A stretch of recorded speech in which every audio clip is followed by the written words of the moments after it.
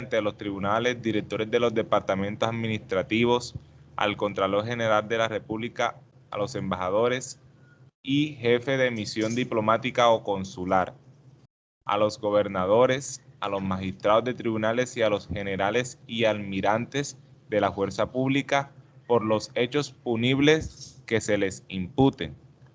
Sexto, resolver a través de la Sala de Casación Penal de la Corte Suprema de Justicia los recursos de apelación que se interpongan contra las decisiones proferidas por la Sala Especial de Primera Instancia de la Sala Penal de la Corte Suprema de Justicia. Séptimo, resolver a través de una sala integrada por 3 magistrados de la Sala de Casación Penal de la Corte Suprema de Justicia y que no hayan participado en la decisión conforme lo determine la ley, la solicitud de doble conformidad judicial de la primera condena de la sentencia proferida por los restantes magistrados de dicha sala en los asuntos a que se refieren los numerales 1, 3, 4, 5 y 6 del presente artículo, o de los fallos que en esas condiciones profieran los tribunales superiores o militares. Octavo, conocer de todos los negocios contenciosos de los agentes diplomáticos acreditados ante el gobierno de la nación, en los casos previstos por el derecho internacional. Noveno, darse su propio reglamento. Décimo, las demás atribuciones que señale la ley. Okay. Parágrafo.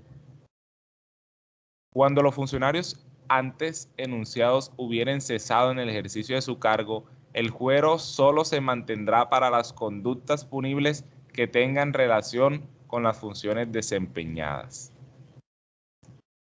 Ok. Bien, entonces, para terminar ese punto, les quiero, esa última parte donde está el parágrafo, que está diciendo que solamente continuarán en la Corte, aunque hubiesen cesado en el ejercicio de sus funciones, los procesos contra esos altos funcionarios de las Cortes del Congreso de la República, cuando el hecho haya sido cometido en ejercicio de sus funciones. Y ustedes me dirán, bueno, ¿y es que la Corte acaso conoce de casos no cometidos en ejercicio de sus funciones de senadores, de representantes, de ministros, de embajadores, etcétera? Pues sí, sucede que además del fuero constitucional y del fuero legal que tiene la Constitución o que crea para ciertos servidores públicos del Estado,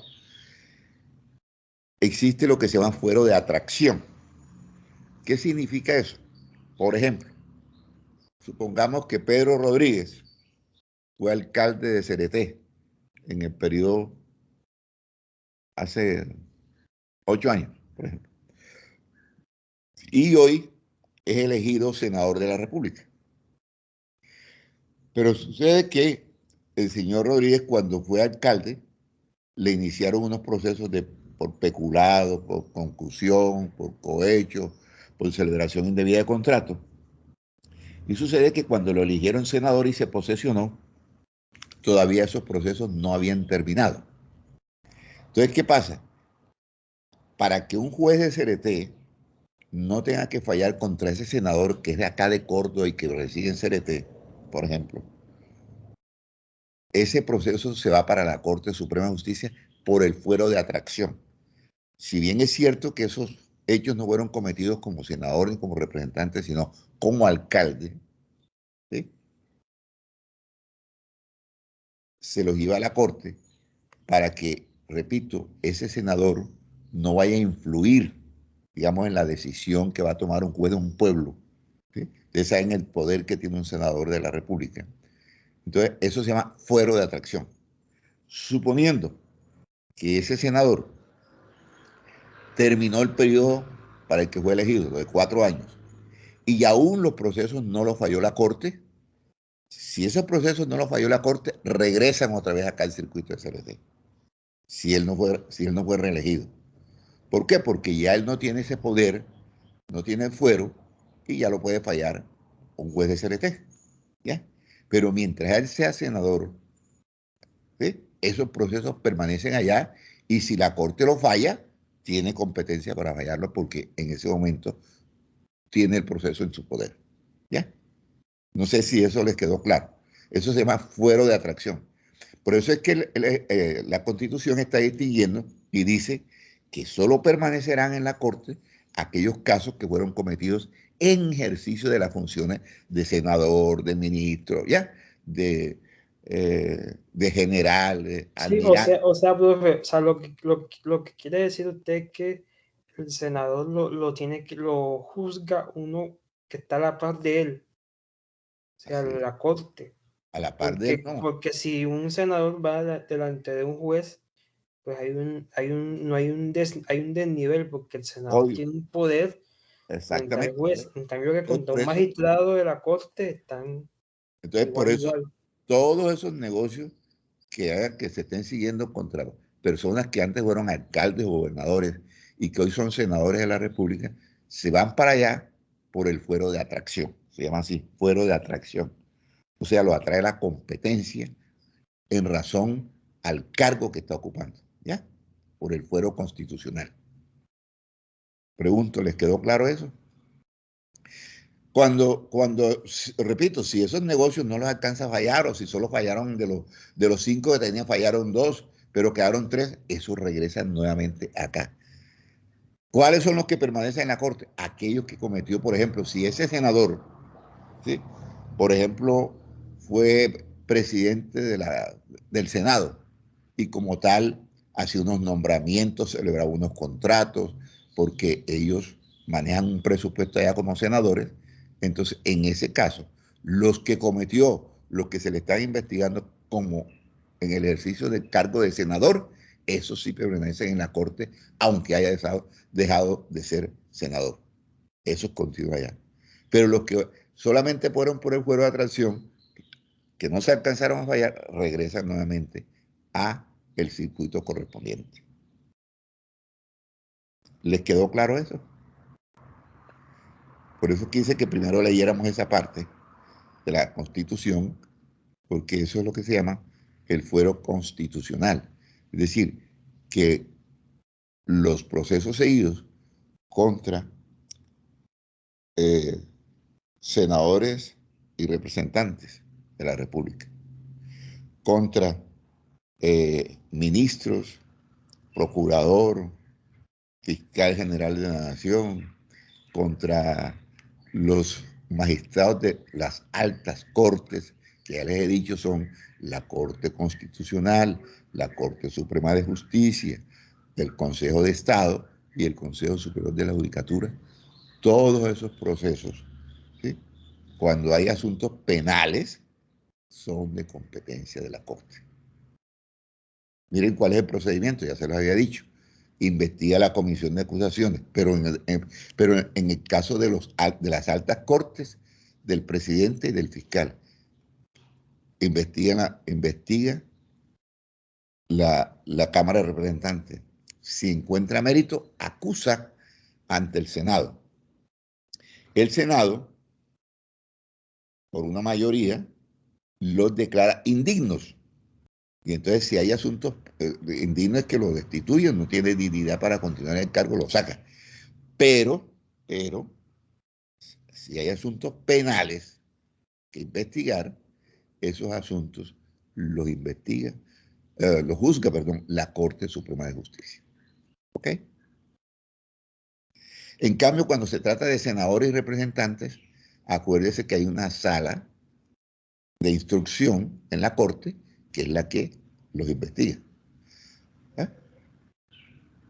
Los acusa ante la sala plena de la Corte Suprema.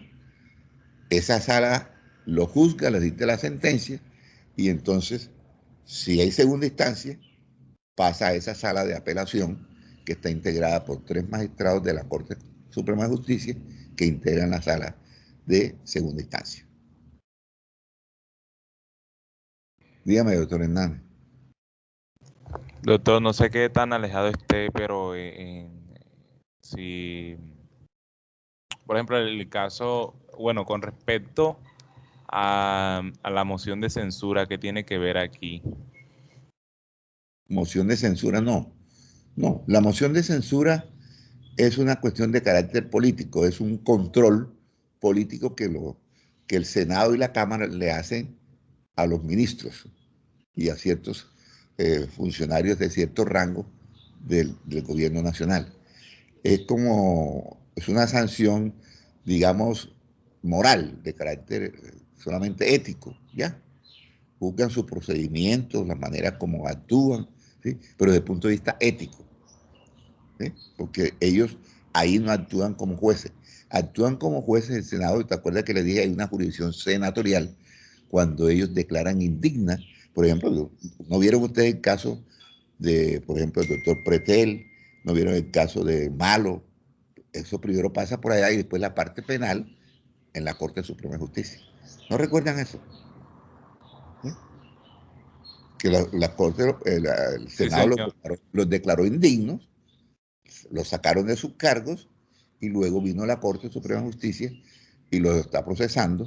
Ya al doctor Malo lo condenaron y a todos esos del cartel de los condenaron. Al doctor Pretel todavía el proceso está en curso, no ha habido decisión. ¿Ya? Entonces, lo de la moción de censura es una cuestión de control político, se llama. Son facultades ya de control político que tiene ya el Senado de la República y la Cámara para hacerle, por ejemplo, eh, críticas a funcionarios del gobierno. Exacto, aquí en Colombia una moción de censura nunca ha prosperado. No.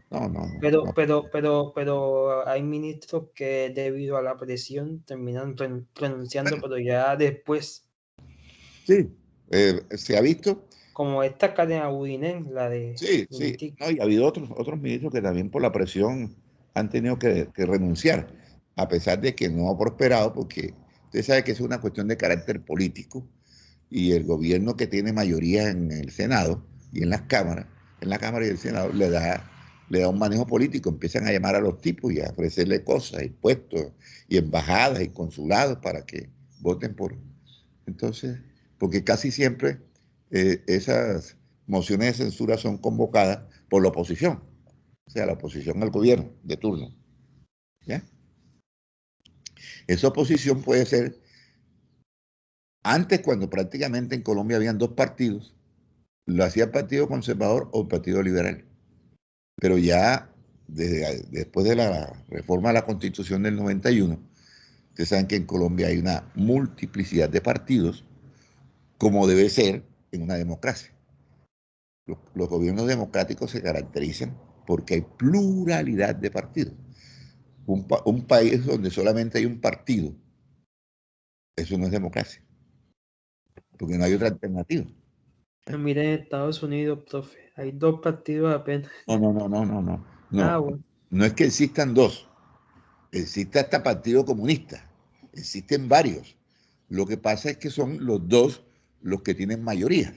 Es como cuando en Colombia habían también partidos de izquierda y tal, pero solamente el Partido Conservador y el Partido Liberal eran alternativas de poder.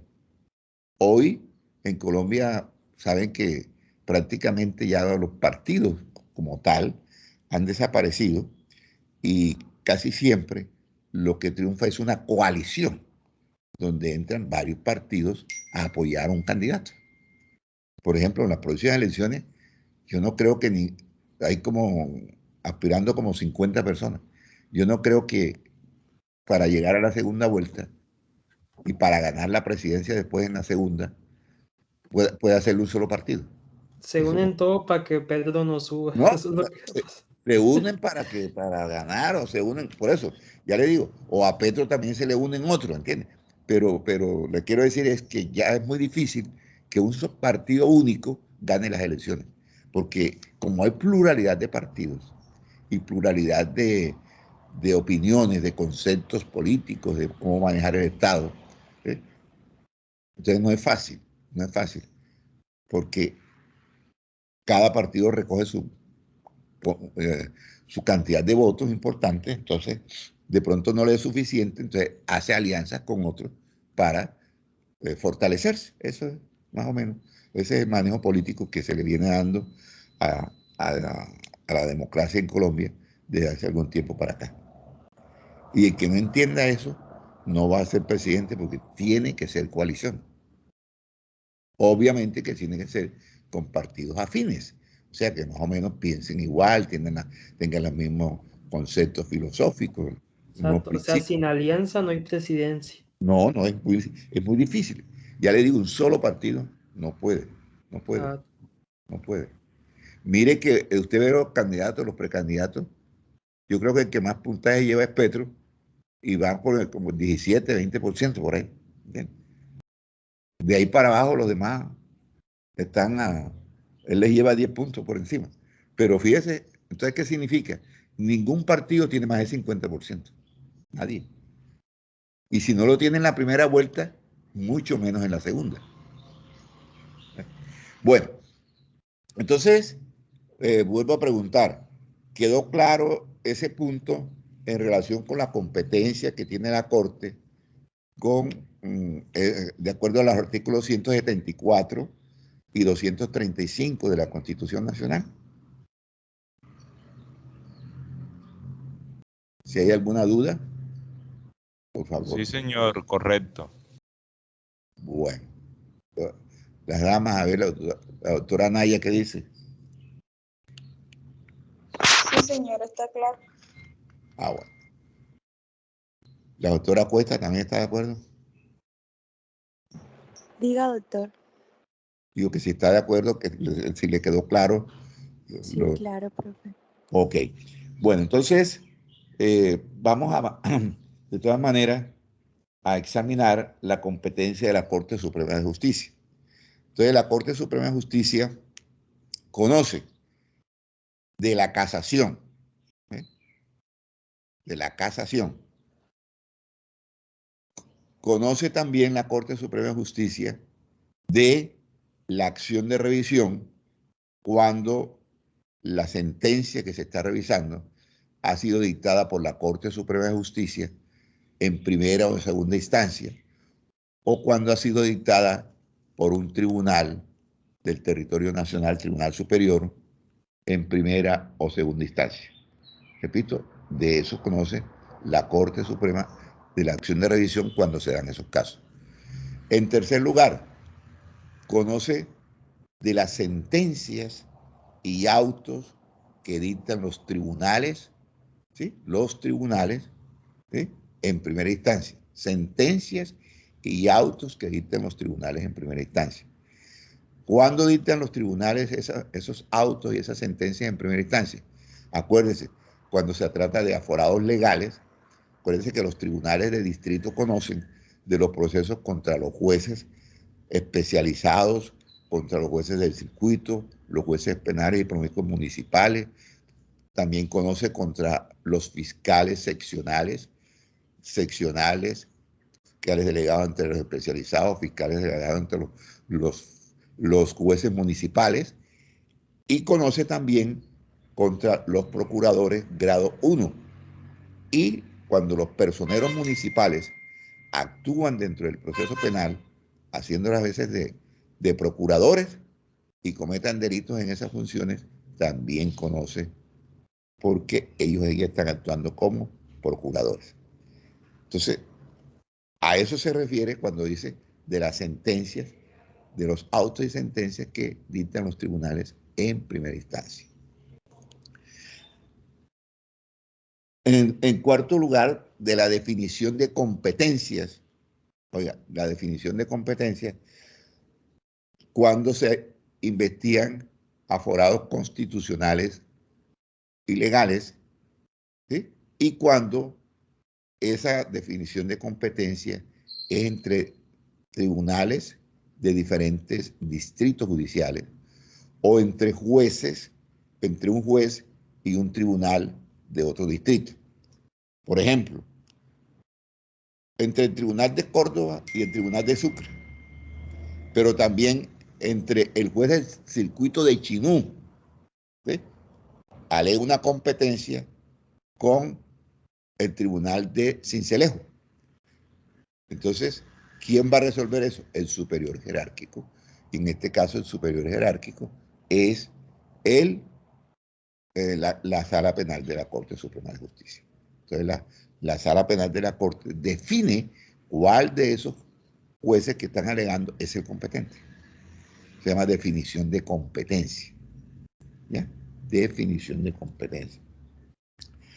Ya dijimos del juzgamiento de los funcionarios a los que se refiere en los artículos, el artículo 235, numeral cuarto de la Constitución Política, y del juzgamiento de los funcionarios a que se refieren los artículos 174 y 235, numeral segundo de la Constitución Política, que fue lo que leyó ahí su compañero Hernando. De la investigación y juzgamiento de los senadores y representantes a la Cámara. Acuérdese que eso es competencia de la Corte Suprema de Justicia. Y ustedes dirán, ay, ¿cómo lo hace la Corte? Entonces ellos mismos los investigan y los juzgan. No, ya dijimos que hay una sala de investigación o de instrucción que es la que investiga y juzga, y acusa. Y esas personas acusadas son el juzgamiento y la decisión la toma la Sala Penal de la Corte en pleno. ¿Sí? Acuérdense que su compañero leyó allí que también conocen de la segunda instancia cuando el fallo se ha producido por la sala plena y la persona no está de acuerdo, entonces va a la segunda instancia, que es una sala conformada por 3 magistrados de la Corte Suprema de Justicia. Bien. De las solicitudes de cambio de erradicación. Ustedes saben lo que es cambiar la erradicación a un proceso. ¿Eh? A un proceso se le puede cambiar de erradicación dentro del mismo distrito judicial. ¿Sí? Por ejemplo, del circuito de Chinú al circuito de Montelíbano. Pero eso no es de competencia de la Corte, sino de los tribunales. Pero cuando se le va a cambiar a un proceso de erradicación de un distrito judicial a otro distrito judicial, por ejemplo, del distrito judicial de Córdoba al distrito judicial de Magdalena o distrito judicial del Valle del Cauca, entonces en esos eventos, ¿sí?, ese cambio de erradicación lo conoce la Corte Suprema de Justicia. ¿Y cuándo se cambia de erradicación un proceso? A ver, ¿cuándo se cambia de erradicación? Cuando hay peligro para las víctimas, para el procesado, cuando no hay afecta al orden público. Cuando se afecta al orden público, cuando no hay garantías para los procesados, ni para los defensores, ni para... ¿sí? Porque hay amenazas. Por ejemplo, ¿cuándo se cambia aquí de erradicación? Supongan que allá en Montelíbano, un tipo de esos que trabaja en Cerro Matoso violó a una niñita de 2 años. Y eso ha creado un ambiente terrible allá. O sea, eso hay que sacarlo allá porque no hay garantías. Primero, que pueden linchar a esa persona, la pueden matar al procesado, y esa no es la idea. Y segundo, que de pronto la presión que ejerce la ciudadanía haga que el juez tome una decisión equivocada. Entonces, por eso hay que cambiar la erradicación. Pero repito, el cambio de erradicación puede ser dentro del mismo distrito judicial, es decir, de un circuito a otro circuito, pero también se puede cambiar de un distrito a otro distrito. Ese cambio de un distrito a otro distrito lo conoce la Corte Suprema de Justicia. ¿Está claro eso? Doctores, ¿está claro eso?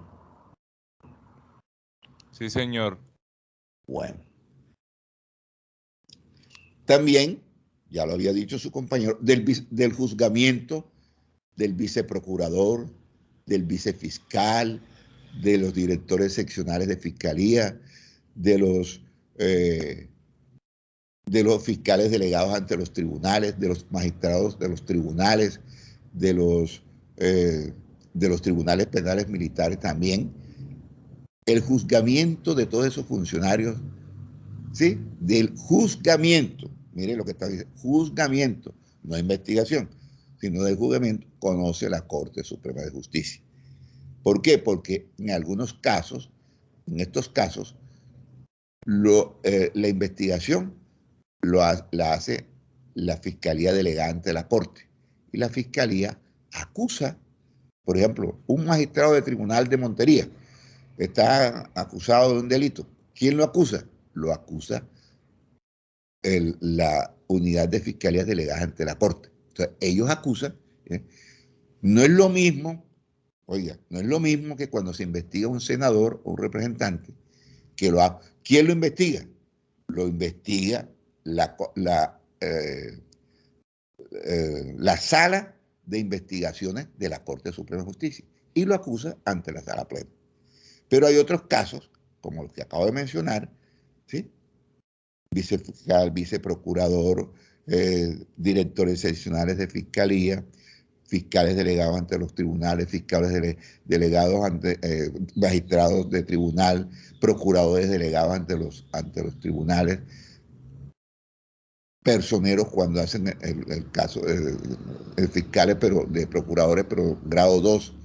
Entonces, en todos esos casos, repito, los procuradores grado 2, todos, en todos esos casos, los investiga es la unidad de fiscalía delegada ante la Corte y acusa ante los magistrados, ante la Corte Suprema de Justicia. Porque acuérdense que a los funcionarios de las altas cortes, voy a hacer la pregunta, a ver, doctora Ramos Otero, ¿quién investiga al presidente de la República por delitos cometidos en el ejercicio de su función? Doctora Ramos Otero. ¿Quién investiga al presidente de la República o quien haga sus veces por delitos cometidos en el ejercicio de su función? La Corte Suprema. No, lo investiga. La Corte Suprema lo juzga, pero ¿quién lo investiga? Acuérdense, la Cámara de Representantes. La Cámara de Representantes, la Comisión de Acusaciones, investiga a todos los funcionarios, oiga, presidente de la República, fiscal general de la Nación, o quien haga sus veces, y a los magistrados de las altas cortes, es decir, Corte Suprema de Justicia, Corte Constitucional, Consejo Superior de la Judicatura y Consejo de Estado. A todos esos es para que ustedes vean quién es el que investiga y quién acusa. ¿Ya? ¿Sí? Dígame, doctor Hernández. ¿Qué intervención tiene ahí entonces el fiscal general? ¿En qué cosa? En los casos de investigación del senadores y representantes, eso. O de magistrados de las altas cortes. Del presidente. No, nada. Ninguno en absoluto. No, acuérdese que quien investiga al presidente y a los magistrados de las altas cortes y al señor fiscal general de la Nación es la comisión de acusación. Si la comisión de acusación encuentra que hay posible comisión de delitos, acusa ante el Senado. Acuérdense, el Senado los declara indignos y luego que la Corte los juzga por los delitos, ya, que resulten, ya.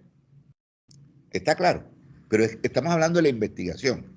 Acuérdense que hay otros casos, a los senadores y a representantes, ¿quién los investiga? Los investiga digamos, la sala de instrucción de la Corte Suprema de Justicia. Si encuentra mérito, los acusa ante la sala en pleno. ¿Ya? ¿Está claro? Es que estamos hablando quién investiga y quién juzga. ¿Ya? Es que no es lo mismo investigar que juzgar. Acuérdense que la Fiscalía, ¿a quién investiga la Fiscalía General de la Nación? A los gobernadores. A los gobernadores, a los ministros, a los generales, a los almirantes. No, a los alcaldes no. Solamente el alcalde de Bogotá. A los alcaldes de acá los investiga la unidad de fiscalía anticorrupción y los acusa ante el circuito. Ante el juez del circuito de competencia para conocer de peculado, concusión, cohecho. Pero cuando yo, como delegado ante el tribunal, investigo a un juez, a un fiscal. ¿Ya esto está claro? Yo lo acuso ante el tribunal. El tribunal lo juzga y lo condena en primera instancia si hay lugar. ¿Y en dónde va la apelación? A la corte, pero va en apelación, no casación. Va en apelación. ¿Ya? ¿Estamos? No sé si tienen claro eso. Es que acuérdense que después de cuando empezó el sistema acusatorio, ya hay unos funcionarios de instrucción. Acuérdense que es la Fiscalía General de la Nación, pero siempre la Corte Suprema de Justicia ha tenido el juzgamiento de los funcionarios de las altas, de alto rango en el Estado. Juzgamiento, pero la investigación no. ¿Se acuerda que antes, hasta hace poco, la misma digamos, sala penal de la Corte investigaba a los senadores y representantes y ellos mismos lo condenaban? Eso ya no es posible, porque entonces estaría prejuzgando, no hay garantías para la persona. Acuérdense que estamos en un sistema oral acusatorio donde debe haber oportunidades para las personas de defenderse.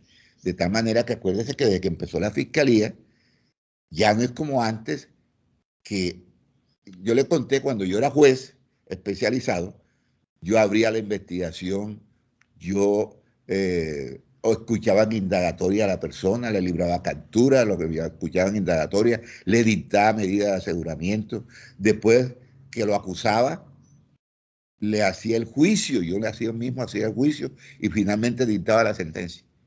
Mire que ese es un sistema totalmente inquisitivo. ¿Sí? Y acuérdense que en Colombia no seguimos el sistema inquisitivo. ¿Sí? ¿Se acuerda que eso lo vimos ya? Las formas del proceso penal. Nosotros seguimos un proceso mixto con tendencia acusatoria. ¿Eh? Mixto con sentencia acusatoria.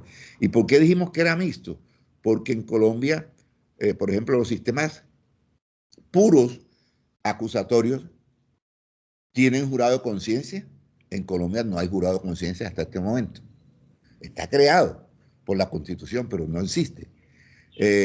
Aquí interviene la Procuraduría dentro del proceso penal.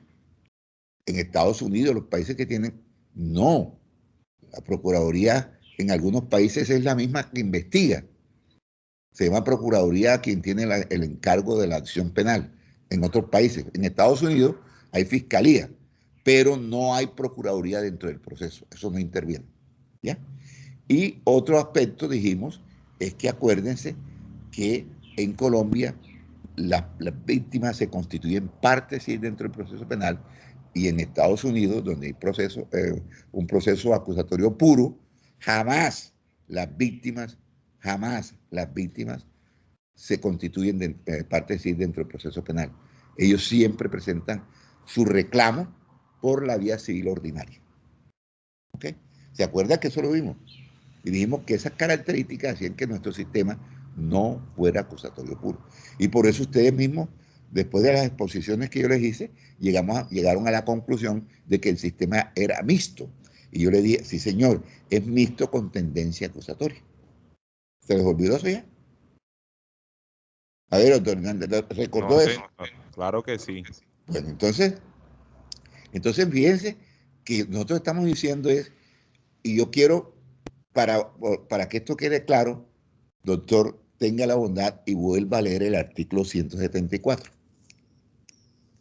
Corresponde al Senado conocer de las acusaciones que formule la Cámara de Representantes. Perdón, fíjese, si el Senado está conociendo de la acusación que hace la Cámara, es porque está actuando como un juez, pero como juez allí solamente para declarar indigna a la persona, ¿ya? Decir si es indigna o no es indigna. Pero asuntos penales que surjan de allí, los va a conocer la Corte. Siga leyendo para que vean. Corresponde al Senado conocer de las acusaciones que formule la Cámara de Representantes contra el presidente de la República o quien haga sus veces, contra los magistrados de la Corte Suprema de Justicia, del Consejo de Estado y de la Corte Constitucional. Bueno, déjalo hasta ahí. Entonces, ¿qué significa eso? ¿Quién investiga a esas personas? ¿Qué es lo que estoy preguntando? ¿Quién las investiga? La Cámara de Representantes. ¿Está viendo? La respuesta se la está dando ahí. Sí, La señor. Cámara de Representantes los investiga ahí. Al presidente, al fiscal y a todos los magistrados de las altas cortes. Los investiga. Después que los investiga, los acusa ante el Senado. Siga. Siga. Siga, por favor. Los miembros del Consejo Superior de la Judicatura y el Fiscal General de la Nación, aunque hubieran cesado en el ejercicio de sus cargos. En este caso, conocerá por hechos u omisiones ocurridos en el desempeño de los mismos. Siga, por favor. En el artículo 235 ahora. Entonces ya les quedó claro que es la Cámara de Representantes la que investiga al presidente, al fiscal y a los magistrados de las altas cortes. ¿Les quedó claro eso? Sí, señor. Bueno, ahora vamos al artículo 235. Son atribuciones de la Corte Suprema de Justicia. Primero, actuar como tribunal de casación. Sí. Segundo, conocer del derecho de impugnación y del recurso de apelación en materia penal conforme lo determine la ley. Entonces, Tercero, sí. Entonces, en ese aspecto, ya les dije, conoce de las apelaciones de los autos y de las sentencias que dictan los tribunales, ¿sí? Pero cuando los tribunales actúan en primera instancia como jueces, cuando ante ellos han acusado jueces del circuito especializados, municipales, promiscuos, todos, inclusive los fiscales, todos los fiscales delegados ante los jueces municipales, ante los jueces del circuito, ante los especializados, y también los procuradores grado 1, es decir, los procuradores ante los circuitos, y los personeros municipales cuando actúan como procuradores. ¿Ya? Entonces, a todos esos los juzga y los condena el tribunal en primera instancia. Si hay una apelación, esa apelación va a la corte. Ahora, si en el curso, por ejemplo, la audiencia preparatoria, se rechaza la práctica en una prueba y la defensa apela, es de la defensa y la defensa apela, esa apelación va a la Corte Suprema de Justicia. A la Corte Suprema de Justicia. Y no es apelación de sentencia, es apelación de un auto, pero va a la Corte. Y obviamente cuando se dicta la sentencia, que es la que le pone fin al proceso, van a apelación a la Corte. ¿Ya? Siga, por favor, doctor.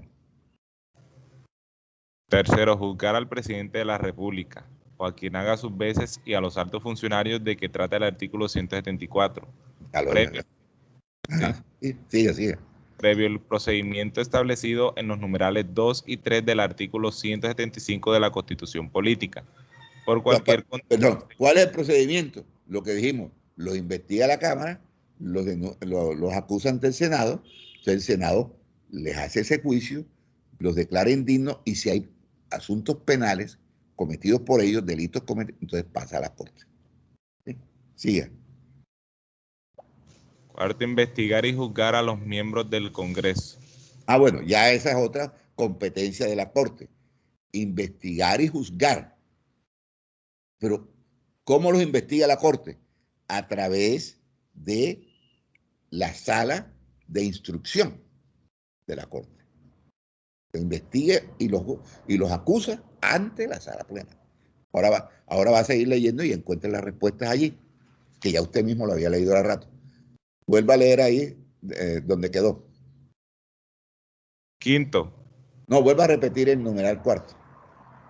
Investigar y juzgar a los miembros del Congreso.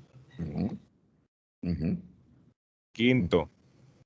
Juzgar a través de la Sala Especial de Primera Instancia de la Sala Penal de la Corte Suprema de Justicia, previa acusación del Fiscal General de la Nación, del Vicefiscal General de la Nación.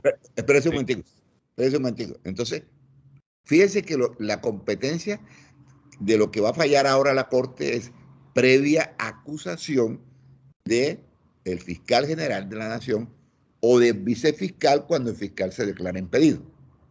¿Sí? Lea, siga.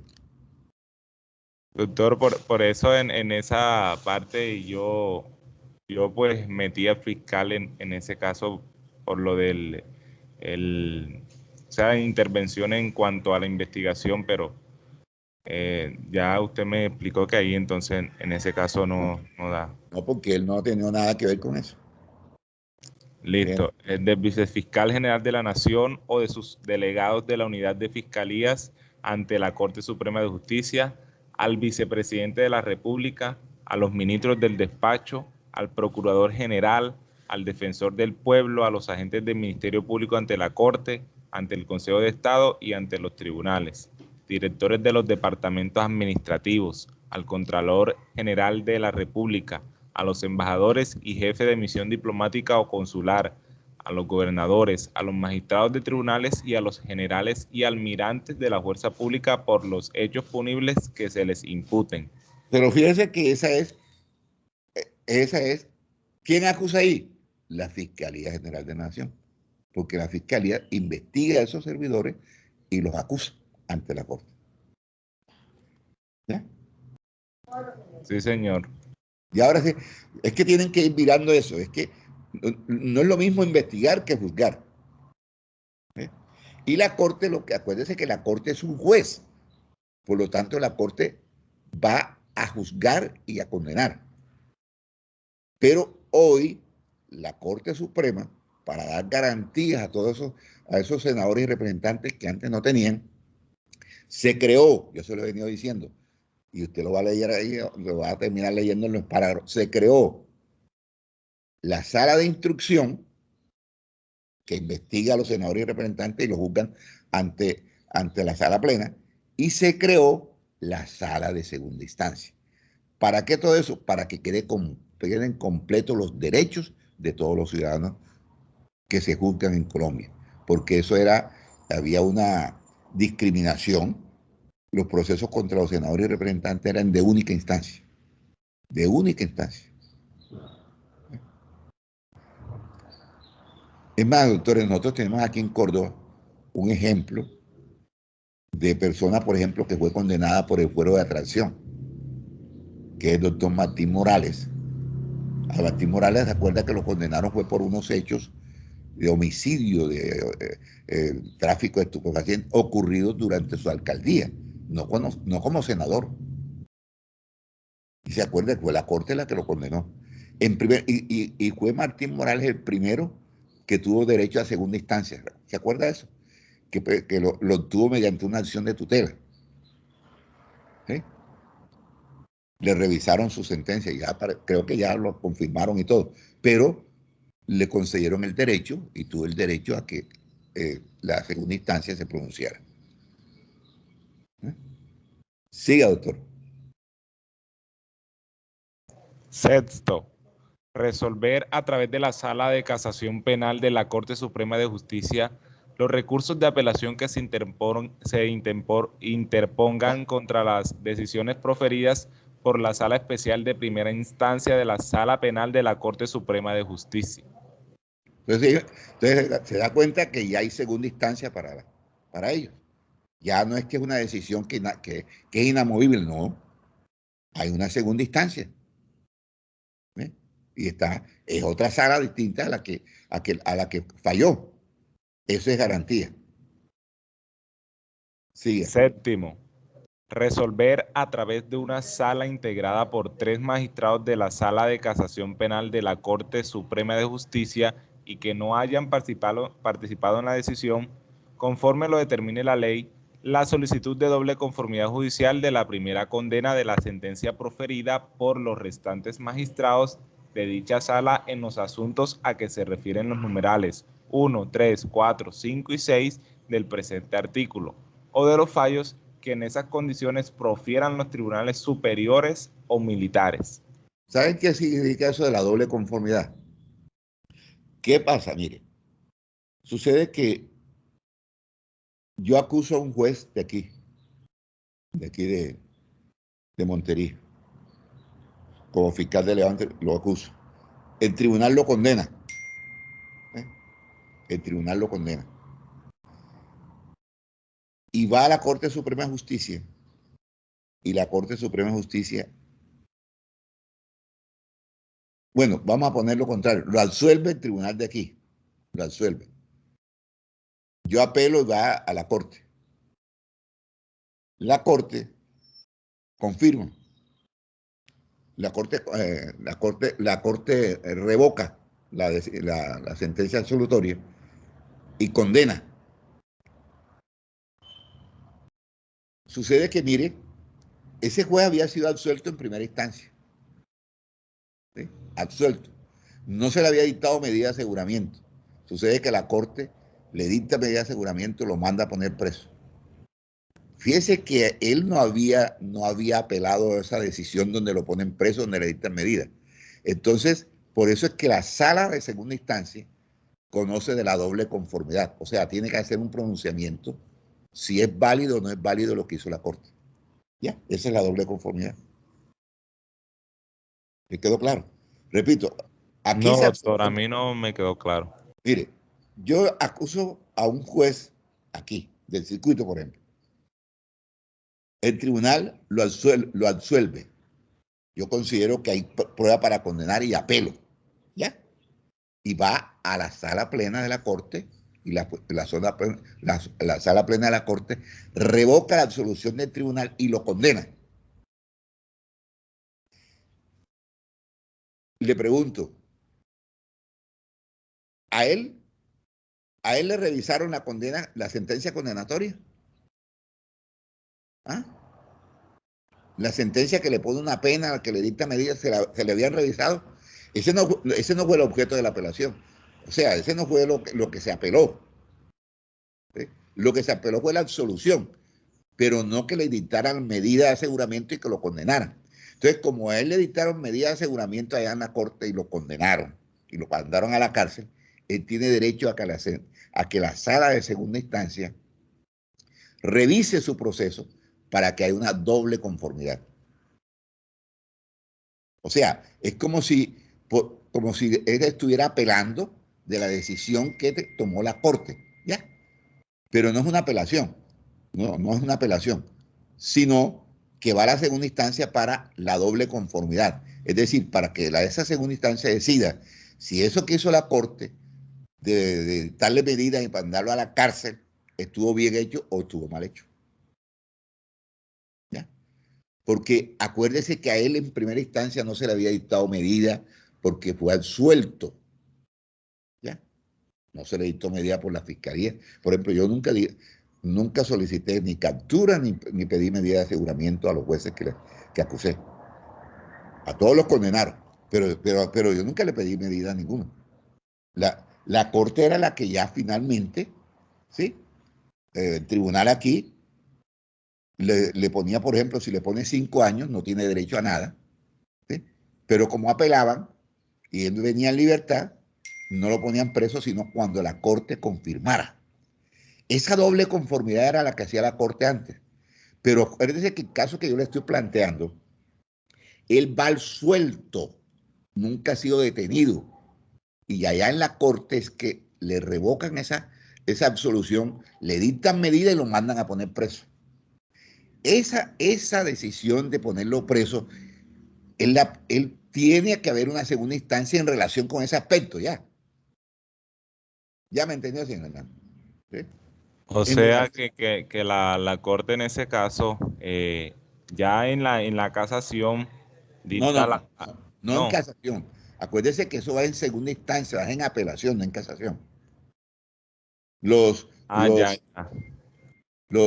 jueces, los jueces y los fiscales y eso no tienen derecho a la casación, porque acuérdese que tanto la sentencia de primera instancia, de segunda instancia, que la dicta la primera la dicta el tribunal, la segunda la Corte, y si allá revocan y le ponen una medida y lo ponen preso, tiene que surtirse la doble conformidad. Es decir, que la sala de segunda instancia revise para que todo quede garantizado para esa persona. Todo hasta la segunda instancia. Doctor, y solamente, o sea, no, mejor la pregunta es, ¿qué recursos son válidos para esto? ¿Para qué? para el trámite de la doble conformidad. No. Es que la doble conformidad solamente es, lea otra vez allí para que vea lo que está diciendo y lo remite a los funcionarios de los numerales 2, 3, 4. Mira para que vea. Es que esto no es para todo el mundo. Léalo. Ahí lo último que leyó. Que en esas condiciones profieran los tribunales superiores o militares. Bueno, No, pero no, tiene que leerlo todo para que lo entienda. resolver a Sí. través de una sala integrada por 3 magistrados de la Sala de Casación Penal de la Corte Suprema de Justicia y que no hayan participado en la decisión conforme lo determine la ley, la solicitud de doble conformidad judicial de la primera condena de la sentencia proferida por los restantes magistrados de dicha sala en los asuntos a que se refieren los numerales 1, 3, 4, 5 y 6 del presente artículo. ¿Se da cuenta? Se da Sí. cuenta que no son todos los numerales, no es en todos, sino solamente en eso que dice allí. Ahora, mire cuáles son esos numerales. Es la parte cuando No, primero actúa como tribunal de casación, exactamente. cuando conoce del derecho de impugnación, el recurso de la apelación, Tanto de los jueces, fiscales. el tercero cuando se juzga el presidente de la República, Claro, y cuando se investiga también los miembros del Congreso. exacto. O sea, sucede que la sentencia contra un senador en primera instancia puede ser absolutoria, ¿sí? Y viene a la sala y hay condena en segunda instancia. Entonces, ¿qué pasa? Como la sentencia se produce en segunda instancia, quiere decir que esa persona no tuvo doble instancia. ¿Ya me entendió lo que le quiero decir? Sí, señor, claro que sí. Sí, claro. ¿Ya me entendiste? Sí, Fíjate señor, correcto. que en caso de que te puse el ejemplo de juez de Montería, fue absuelto. Él nunca le habían dictado medida. Y es la corte la que lo revoca y le dicta medida. Entonces, mire, contra esa decisión tiene que tomar es decir, tiene derecho a que alguien diga si eso está bien o está mal. ¿Ya? Entonces, ¿quién lo va a decir? La sala de segunda instancia de la corte. Comprendido, doctor, ya lo entendía, sí, señor. O sea, Muchas gracias. entonces, eso se llama, yo les digo eso, es una de este curso, pero les digo eso porque con frecuencia discuten en los medios de comunicación y la gente a veces no sabe qué es eso de la doble conformidad. ¿Eh? Y esa es una petición, usted pide, no, yo solicito que vaya, que lo revise la segunda instancia, pero la segunda instancia de la corte. ¿Eh? ¿Por qué? Porque prácticamente fíjense que ese fallo condenatorio se produjo allá, no acá. ¿Eh? Entonces para que todo el mundo tenga derecho a la doble instancia. Acuérdense que eso es un derecho fundamental, la segunda instancia. ¿Estamos ya? Sí, señor. Bueno, pues.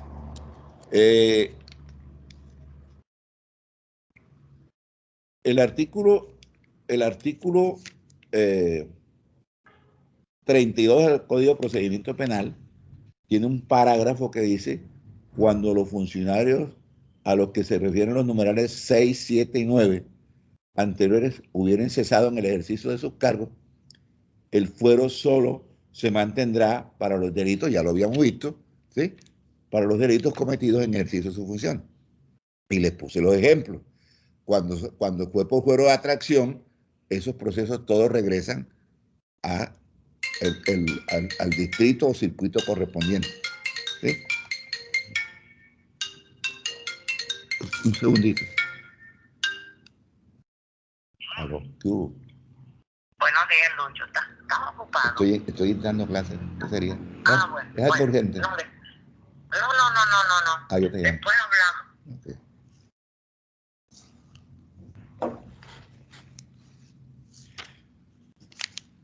Bueno, ahora vamos a ver, ya vimos la competencia de la Corte. Ahora vamos a ver la competencia de los tribunales. de los tribunales de distrito. Ya ustedes saben que en todos los distritos, en todas las capitales de departamento, hay un tribunal, excepto Medellín, que tiene dos, el de Antioquia y el de Medellín, y Bogotá, que tiene dos, el de Cundinamarca y el de Bogotá. Y ayer les expliqué eso. Pero todos los demás tienen un tribunal. Entonces, ¿cuál es la competencia? El del Guainía acá en Villavicencio, doctor. Sí, todo eso, pero todos tienen su, lo que le quiero decir, cada, digamos, territorio tiene su propio tribunal que imparte justicia dentro de ese territorio del departamento. Acuérdense ustedes que, hablando de competencia territorial, la Corte Suprema de Justicia tiene competencia en todo el territorio nacional. Porque todo lo que va en casación, todo lo que va en revisión, ya lo dijimos, todo lo que va en apelación de los tribunales, etc., o en casación, todo se llega a la Corte. ¿Ya? Y en acción de revisión también llega a la Corte, ya dijimos. Sobre todo cuando la decisión se tomó en primera o segunda instancia por los tribunales o en primera o segunda instancia por la Corte. Entonces, si se presenta revisión contra eso, vaya. Ok. Entonces, los tribunales de distrito, ¿dónde tienen competencia? Por ejemplo, el de Córdoba, en todo el departamento de Córdoba. El de Antioquia, ya le dije, en todos los municipios distintos a los del área metropolitana de Medellín. Entonces, de Medellín es Medellín y área metropolitana. El resto de los municipios es Tribunal de Antioquia. En Bogotá tiene competencia en todo lo que es Chía, Bosa, todo lo que es el área metropolitana de Bogotá y Bogotá. Y el resto, todos los municipios de Cundinamarca, el resto de los municipios están ¿ya? adscritos al Tribunal de Cundinamarca. Entonces, cada tribunal tiene competencia en el respectivo distrito territorial. Bien, los circuitos, ¿dónde tienen competencia? Ya aquí en una clase anterior, les pregunté si conocían y me dijeron que sí conocían en mapa judicial. Estuvimos diciendo, por ejemplo, yo les hice preguntas, ¿a quién corresponde, a qué circuito corresponde Chinú, Moñito, Puerto Escondido? Y me dieron a Montería. Entonces, ¿qué quiere decir? Que el circuito Montería no es todo el departamento, no señor. El circuito Montería es Montería, Tierra Alta, Valencia, Canalete, Los Córdobas y Puerto Escondido. ¿Qué quiere decir eso? Todos los delitos que sean de competencia del circuito que ocurran en cualquiera de estos municipios, vienen a Montería. ¿Por qué? Porque en ninguno de esos municipios que he mencionado hay circuito, hay juzgados del circuito. Los juzgados del circuito están aquí en la cabecera.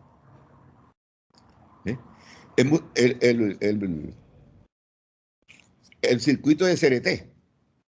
Acuérdense que el circuito de CRT es CRT, Cienegadoro, San Carlos, San Pelayo y Cotorra. Ese es el municipio de CRT. O sea, el circuito de CRT. Todos esos municipios son del circuito de CRT. Todos los hechos, por ejemplo, homicidios, violaciones, peculados que ocurran, vienen a CRT. Todos vienen porque el circuito está en CRT. El circuito de Lorica, y ustedes saben, Moñito, San Bernardo del Viento, San Antero, Momil, Purísima y Lorica pertenecen al circuito de Lorica. Chimá, Tuchín, San Andrés y Chinú al circuito de Chinú. Yo creo que ustedes lo tienen claro. Entonces, cuando yo digo por el factor territorial, la Corte tiene competencia en todo el territorio nacional. El Tribunal de Montería en todo el departamento de Córdoba. El circuito cada circuito en el territorio que está comprendido dentro del respectivo circuito. Porque acuérdense que los circuitos están integrados por municipios, por los jueces municipales. Entonces, hay varios municipios adscritos a ese circuito, tal como los he mencionado ya en los ejemplos. Entonces, todos esos municipios pertenecen al circuito. Y el municipio, ¿sí?, ejerce jurisdicción dentro del municipio, no más en el municipio, ¿sí? Por ejemplo, San Carlos no se puede pasar territorialmente al municipio de Ciénaga de Oro ni al municipio de Montería. Yo no sé si ustedes saben que el municipio de San Carlos tiene unos corregimientos que están más cerca de Montería y de Planeta Rica que de San Carlos. Por ejemplo, por aquí Guacharacal, eso por aquí, por vía Planeta Rica. Allá el Charco, eso pertenece a San Carlos. Y está más cerca de Montería y de Planeta que de San Carlos. San Carlos hay que dar una vuelta para llegar acá. Entonces, ¿qué pasa si de pronto un juez de acá, municipal de Montería, falla un negocio de un hecho ocurrido aquí en Guayaracal? ¿Eh? Si lo falla un juez municipal de Montería, es nula la sentencia. ¿Por qué? Porque eso pertenece al territorio de San Carlos y es el juez promiscuo municipal de San Carlos que tiene que fallar. Acuérdese que la nación tiene departamentos, los departamentos tienen municipios, los municipios tienen corregimientos y tienen caseríos. Entonces, esos municipios integran los circuitos. Los circuitos integran el distrito judicial, ¿eh?, del departamento. Y todos los departamentos, ¿eh?, integran el territorio nacional judicialmente para que la Corte Suprema conozca de casación, de la acción de revisión, ¿sí?, y todos los asuntos que ya hemos mencionado, pero territorialmente no hay casación en Colombia que no vaya a la Corte Suprema de Justicia. Todas, del departamento que sea, tiene que ir a la Corte. Las revisiones, ya les dije, si son hechos cometidos, investigados y juzgados por la Corte Suprema en primera instancia o segunda, o los tribunales en primera y segunda instancia, va a la Corte Suprema de Justicia, la acción de revisión. Esa es la competencia. ¿Está claro eso?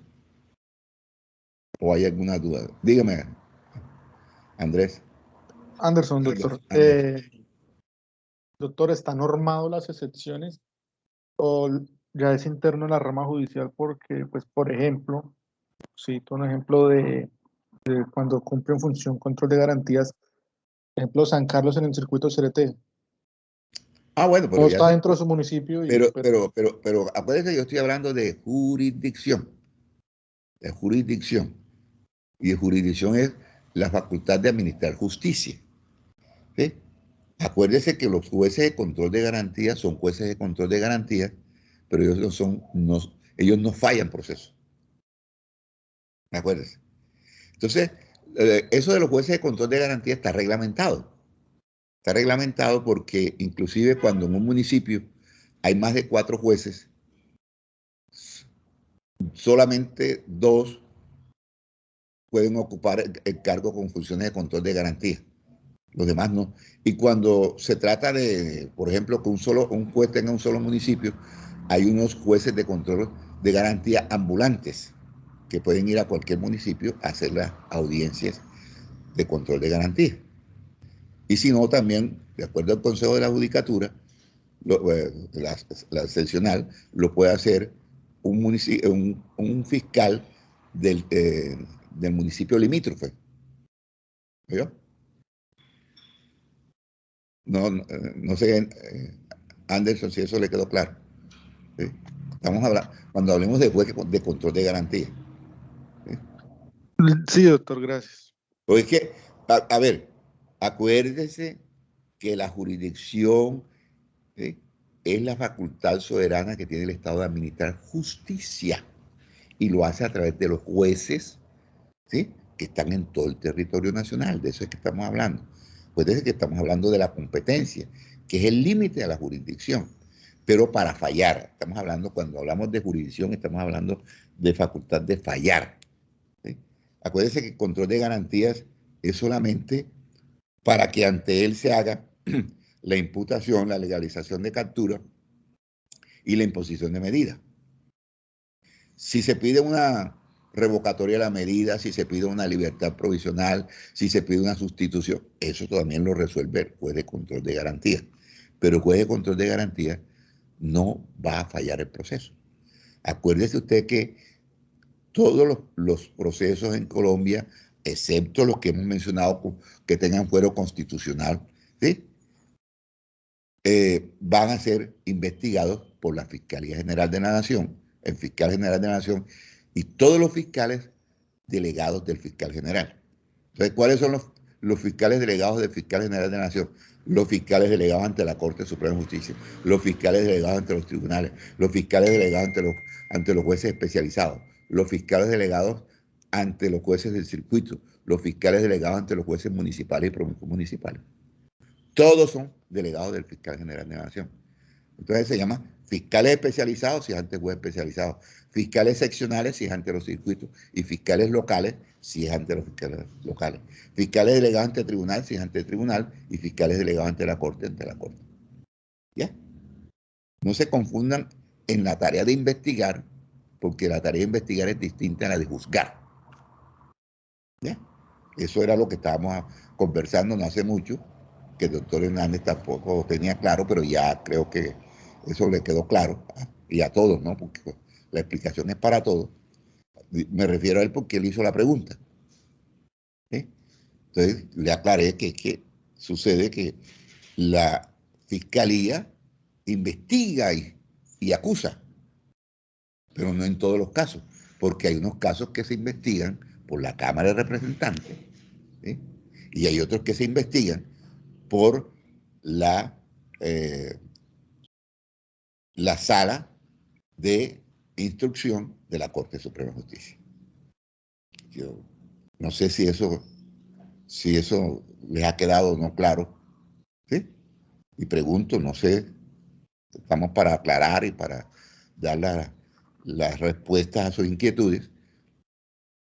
Yo pues pensaría que yo he dado las explicaciones, pero no sé, de pronto no ha llegado el mensaje claro y no les dé pena, pregunten, sí, porque estamos en la oportunidad de aclarar, ¿eh? Por lo pronto voy bien, doctor. Entonces, es que estamos hablando, fíjense, que no pueden perder, digamos, el eje, lo principal que nosotros estamos hablando es de jurisdicción. Pues es que el tema que traemos desde las clases anteriores es la jurisdicción. Empezamos a ver, por definir qué era jurisdicción, que se confundía con otros conceptos, pero que nosotros vamos a manejar el concepto, eso se los dije a ustedes, de que es la facultad soberana que tiene el Estado de administrar justicia a través de los jueces. ¿Ya? Ese es el concepto. A nosotros no nos vayamos a meter con que, no, es que el alcalde tiene jurisdicción y que el inspector de policía, no. Para nosotros eso no vale. La jurisdicción es la facultad soberana que tiene el Estado de administrar justicia a través de los diferentes jueces. Y les dije, acuérdense que les dije, hay jueces colegiados, jueces unipersonales, ¿se acuerdan? De primera, de segunda instancia, todo eso lo vimos, ¿o no? ¿No? ¿No nos hemos referido a todo eso? Sí, doctor. Es que tienen que ir, a ver, tienen que coger apuntes, tienen que, no sé, tienen que grabar, no sé, escuchar los audios, no sé, pero ustedes tienen que ir mirando las cosas porque eso lo vamos viendo. ¿Sí? Entonces, acuérdense que no es lo mismo instruir y acusar que juzgar. Por ejemplo, los jueces, ninguno de los jueces hoy investiga, ninguno. El único juez que investigaba era la Corte Suprema de Justicia, que ya no investiga sino una sala especial. No es la sala penal de la Corte, es una sala especial la que investiga. Antes lo hacía la sala plena. Entonces esos casos no tenían segunda instancia. Hoy hay también una sala de segunda instancia. ¿Ah? A ver, doctor Anderson, ¿tiene dudas aún todavía sobre lo? Díganos. No, doctor, con respecto a la competencia, pero no, ya, gracias. Muy amable. Bueno, entonces, estamos hablando ahora de la competencia de los tribunales. Y ya dijimos que los tribunales superiores de distrito tienen competencia. Y aquí ahora la legislación, el artículo 33, dice, por ejemplo, respecto a los jueces penales del circuito especializado, la competencia de los tribunales. Entonces dice, del recurso de apelación de los autos y sentencias que dictan los jueces del circuito especializado. De esos autos, de la apelación de esos autos y de esas sentencias, conoce el tribunal. El tribunal. Y ustedes dirán, bueno, pero ¿cómo así de los autos? Claro, si en la audiencia preparatoria a una de las partes le rechazan una prueba, la inadmiten una prueba, ¿sí? Esa decisión se puede apelar. Si se apela, va ante la segunda instancia. ¿Quién es la segunda instancia del circuito? ¿Eh? El tribunal. Entonces, a la segunda instancia del tribunal van tanto las sentencias que producen los jueces especializados como los autos que ellos dictan en el curso y en el trámite del juicio oral y que sean apelados. También conoce el tribunal de las acusaciones que ante ese tribunal, o por juzgamiento, que ante ese tribunal haga, ¿sí?, la fiscalía delegada ante los tribunales. Si un fiscal delegado ante el tribunal acusa al juez del circuito especializado, lo acusa ante el tribunal y es el tribunal el que agota toda la etapa de juzgamiento y si encuentra mérito termina dictándole sentencia condenatoria, ¿sí?, a ese juez especializado. ¿Sí?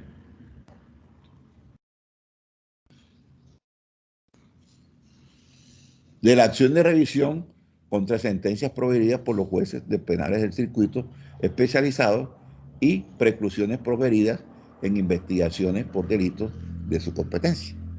Es decir, si el juez del circuito especializado dicta una sentencia o dicta una preclusión en un caso de su competencia y posteriormente surgen elementos nuevos de que esa persona no cometió el ilícito, que que los testigos fueron amenazados, que hubo una falsificación de los elementos materiales probatorios, o que el mismo juez especializado recibió plata para producir ese fallo, entonces se presenta una acción de revisión contra esa sentencia. Esa acción de revisión la conoce el tribunal. La va a fallar el tribunal en primera instancia. De las solicitudes de cambio de radicación dentro del mismo distrito judicial. O sea, pueden cambiar un proceso, ¿sí? Ahora, les comento, los jueces del circuito especializado tienen competencia en todo el distrito judicial. ¿Sí? En todo el distrito judicial. ¿Qué les quiero decir con esto? Que si el juez especializado de Montería el fiscal pues especializado de Montería está investigando un enriquecimiento o lavado de activos de Sagún, ¿sí?, y un delito, por ejemplo, de hurto de hidrocarburos de Chinú, ¿sí?, de todas maneras, eso tiene que venir al juez especializado de Montería, porque en Chinú no hay juez especializado ni en Sagún hay juez especializado. El juez el especializado está en la cabecera de distrito, que es aquí Montería, y tiene competencia en todo el departamento. En todo el departamento. No hay más jueces especializados sino en Montería, hay 2. Y todos los negocios de su competencia vienen aquí. Todos. ¿Eh? ¿Le quedó claro eso? Si se trata, por ejemplo, de un genocidio que ocurrió en Puerto Libertador, ¿de quién es competencia el genocidio? De juez especializado. ¿Dónde está ubicado el juez especializado? En Montería. El hecho se puede investigar allá por el fiscal especializado, que es el que investiga, pero el juzgamiento se tiene que llevar a cabo ante el juez especializado.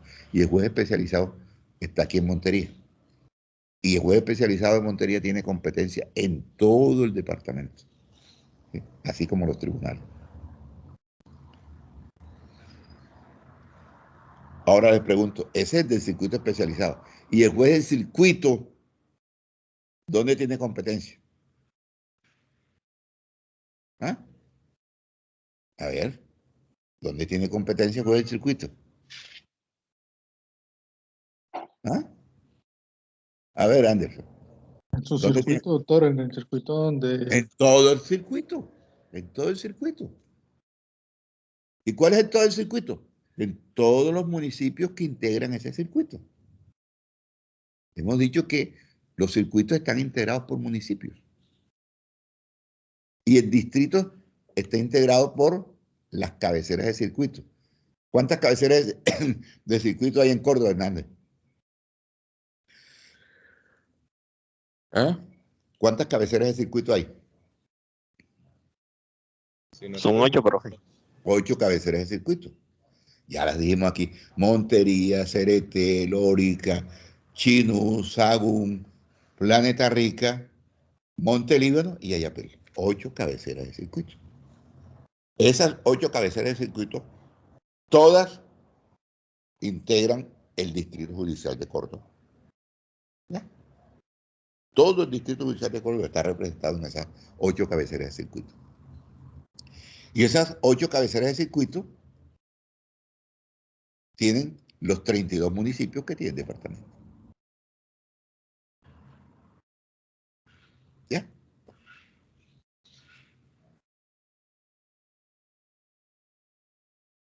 ¿Les queda claro eso? Sí, señor. Bueno. Sí, profe. Bueno, estamos hablando de las competencias del tribunal.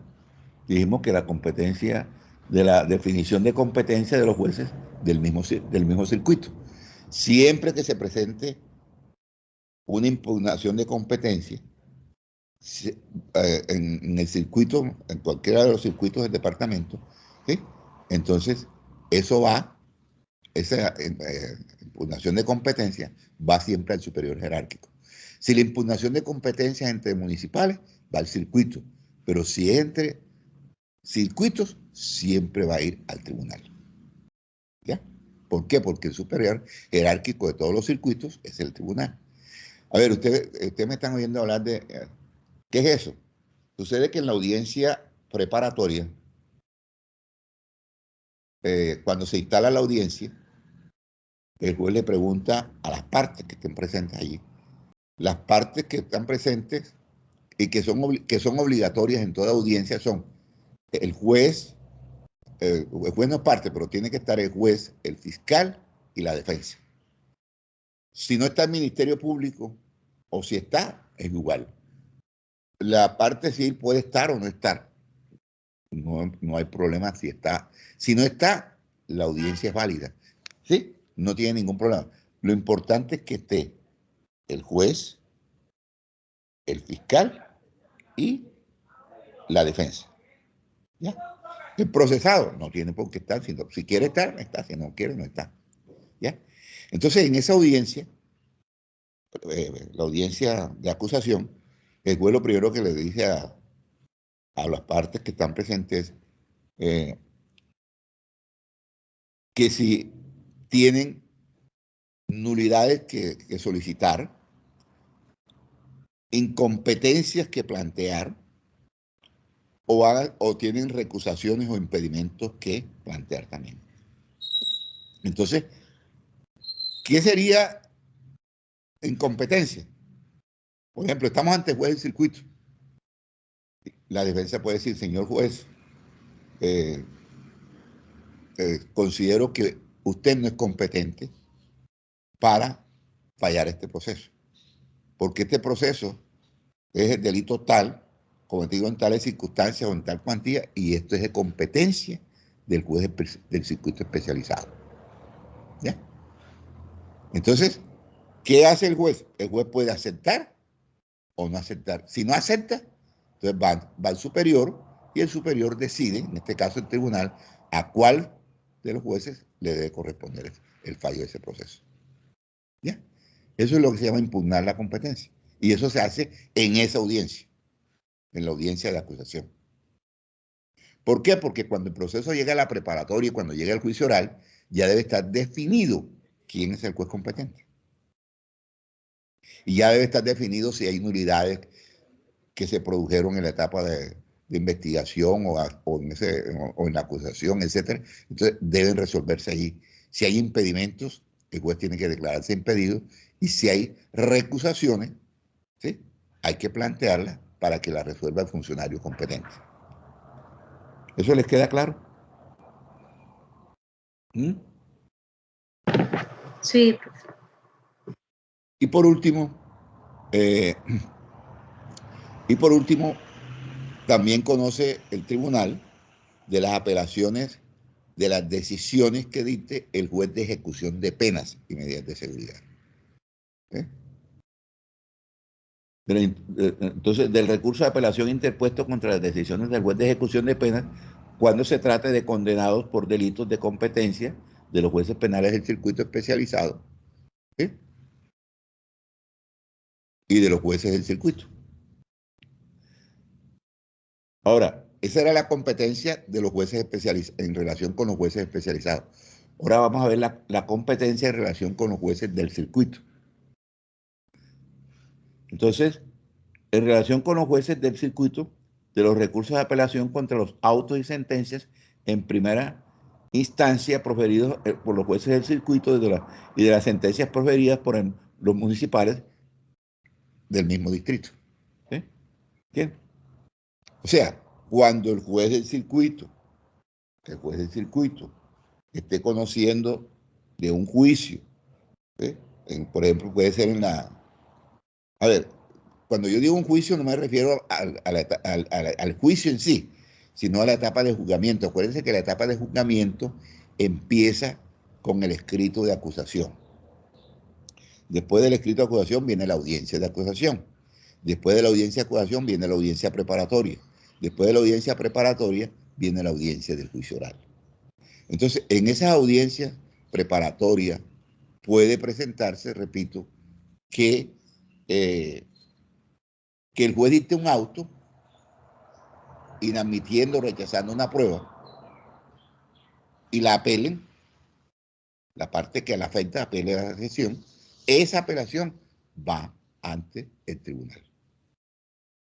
¿Ya? ¿Por qué? Porque el tribunal es la segunda instancia del circuito.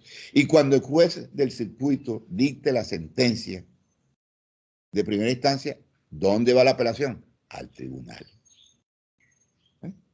Va al tribunal en apelación. Entonces, por eso estoy diciendo, de las apelaciones, tanto de los autos como de las sentencias que produzca el juez del circuito en primera instancia. En primera instancia, de las actuaciones que se sigan a los jueces del circuito de ejecución de penas y medidas de seguridad municipales y del circuito de familia, ¿sí?, todos esos casos que se fallen, donde se acusen, repito, a esos jueces del circuito, a los jueces municipales, a los fiscales seccionales, a los fiscales locales. Todos esos casos van en apelación lo falla en primera instancia el tribunal. Acuérdense que el tribunal es el que falla contra los jueces, que son jueces y fiscales, que son los que tienen fuero legal. No tienen fuero constitucional, sino legal. Y por eso es legal y la competencia está atribuida precisamente al tribunal en primera instancia. Entonces, si esa sentencia que dicta el tribunal en primera instancia es apelada, va a la corte. pero estamos diciendo es que tiene competencia el tribunal en relación con los jueces del circuito para fallar los procesos que se sigan contra ellos en el tribunal. Pero no solamente contra los jueces del circuito, sino los que integran ese circuito, que son los jueces municipales, y los que investigan y acusan ante esos jueces locales, y los circuitos, que son los especializados. Todos esos se fallan, repito. Y ustedes dirán, bueno, y el especializado, ¿quién lo condena? También lo condena el tribunal, pero dijimos que eso era competencia del tribunal en relación con los jueces especializados. Y estamos hablando ahora de la competencia del tribunal en relación con los jueces del circuito. ¿Ya? ¿Quedó claro eso? También eso, doctor, ¿eso en qué artículo está? Todo lo de la competencia está del artículo 32 y siguiente del Código de Procedimiento Penal. Gracias. Sí, ya se los había dicho hace un instante. Ahora rato les digo, el artículo 32 se refiere a la competencia de la Corte Suprema de Justicia. El artículo 33 se refiere a la competencia de los tribunales. Bueno.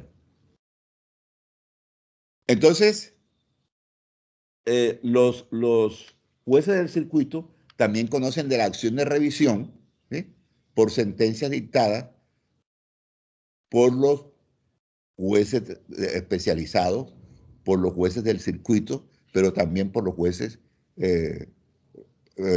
municipales. Cuando los jueces municipales dictan una sentencia absolutoria o condenatoria o una preclusión, por esas decisiones posteriormente puede haber una acción de revisión, ¿sí? Acuérdense, doctores, que la acción de revisión la vamos a ver, y la acción de revisión se procede contra sentencias o preclusiones debidamente ejecutoriadas. A ver, ¿y por qué tiene que estar ejecutoriada la sentencia?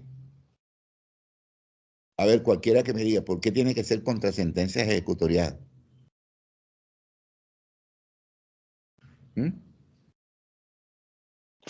Profe, no es porque ya se agotaron todos los recursos. Claro, porque si no estuviera ejecutoriada, lo que había que interponer era la apelación. Esa es la lógica. Tiene que ser contra sentencias que estén ejecutoriadas porque, repito, si no estuvieran ejecutoriadas, lo que cabría sería el recurso de apelación. Pero si ya se venció la oportunidad o ya se resolvieron los recursos de apelación y surgen causales de apelación, de revisión, tiene que ser contra sentencias que ya estén ejecutoriadas. Por eso, recuerden cuando vimos allá, estábamos viendo los principios rectores y hablamos de la ejecutoria de las decisiones, dijimos que una excepción, ¿sí?, una excepción a la ejecutoria de la sentencia, ¿sí?, es la acción de revisión, porque la acción de revisión precisamente cabe contra sentencias ejecutoriadas y preclusiones debidamente ejecutoriadas. Acuérdense que las preclusiones tienen el mismo efecto de una sentencia absolutoria. Es como si la persona hubiese sido absuelta. Desde luego que les dije que la preclusión está en el artículo 331 y siguientes del Código de Procedimiento Penal, y que hay unas causales explícitas allí establecidas para que haya preclusión de la expulsión. ¿Ya? Y esa preclusión hoy no la puede dictar fiscal como lo hacía en la ley 600, sino que tiene que pedirle al juez de conocimiento que dicte la preclusión. El juez de conocimiento es el que la dicta, no el juez municipal, sino el de conocimiento. Bueno, de la definición de competencia de los jueces del circuito del mismo distrito. O sea, si dos jueces del circuito, ¿sí?, están peleando la competencia, decide el superior jerárquico, ¿sí?, cuando haya, repito, impugnación de competencia, que tú no eres, que yo sí soy. Entonces, siempre lo va a resolver el superior jerárquico. Y del recurso de apelación interpuesto contra las decisiones de los jueces de ejecución de penas. Si el juez de ejecución de penas niega una libertad condicional, niega una libertad, por ejemplo, una prisión domiciliaria que se la piden y la niega, cualquier decisión que tome el juez de ejecución de pena, la segunda instancia va a ser el tribunal. ¿Ya? Y ahora viene la competencia de los jueces especializados. Los jueces especializados tienen una larga lista de jueces, de procesos que ellos conocen, y podemos mencionar, a ver, los jueces del circuito especializado conocen, primero, del homicidio, primero de genocidio, segundo, del homicidio agravado cuando sea de conformidad con los numerales 8, 9 y 10 del artículo 104 del Código Penal. Repito, homicidio agravado por los numerales 8, 9 y 10 del Código de Procedimiento Penal. ¿Saben a qué se refiere eso?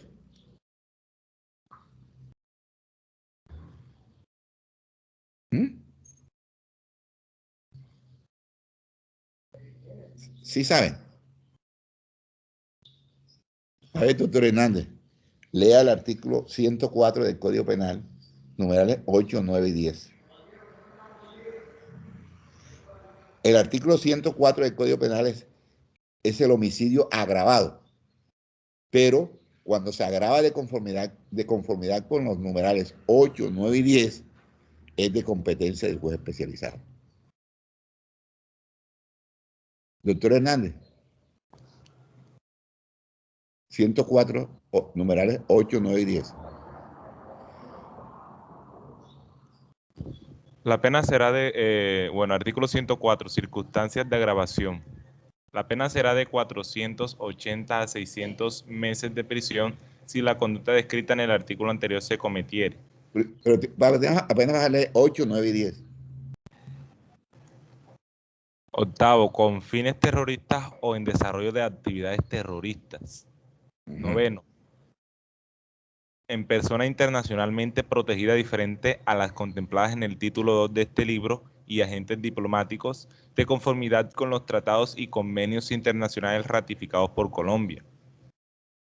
Décimo, si se comete en persona que sea o haya sido servidor público, periodista, juez de paz, defensor de derechos humanos, miembro de una organización sindical, político o religioso en razón de hecho.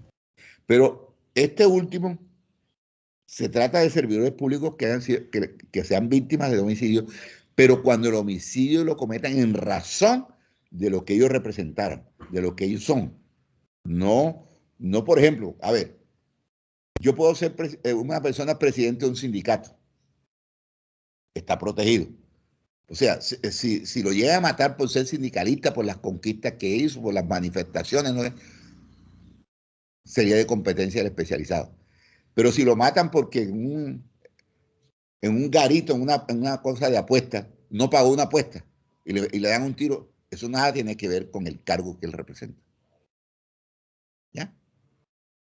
Para que sea de competencia del especializado, tiene que ser en razón del cargo, de lo que él representa, de lo que él es, y que fue ese el motivo por el que lo mataron.